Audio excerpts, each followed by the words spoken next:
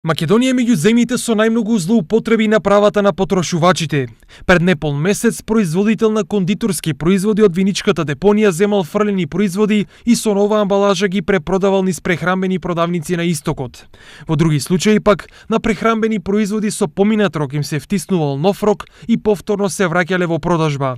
Од друга страна, многу производи содржат штетни состојки, кои се запишуваат со кратенки и недоволно разбирливи за потрошувачите да знаат што јадат и пијат. Се уште има место да се унапредува заштитата на потрошувачи во доменот на храната,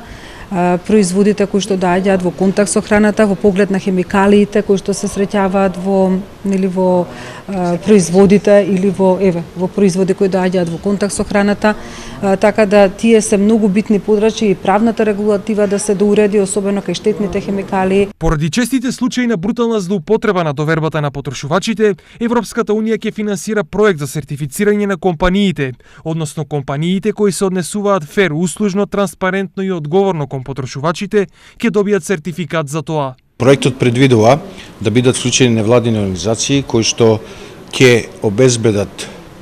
имплементација на сертификатот фер со потрошувачот и 30 на компании од цела Македонија кои што преку овој сертификат ќе бидат видливи дека имат поинаков однос со потрошувачите, дека се грижат за нив и што е најважно дека сите спорови со потрошувачите ги решаваат алтернативно и дека секој еден кој што не е задоволен има можност да реагира во компанијата и тоа да го реши. Дали ваквиот систем ќе обезбеди фер однос од компаниите кон потрошувачите останува да видиме. Најпрво треба да бидеме сигурни дека работат институциите на системот, затоа што некои пропусти, особено во прехранбената индустрија, се крајно недопустливи, а додека имаме случаи во кои до семејните трпези стигнува храна од депонија, терминот потрошувачки права уште долго време за нас ќе биде апстрактен израз.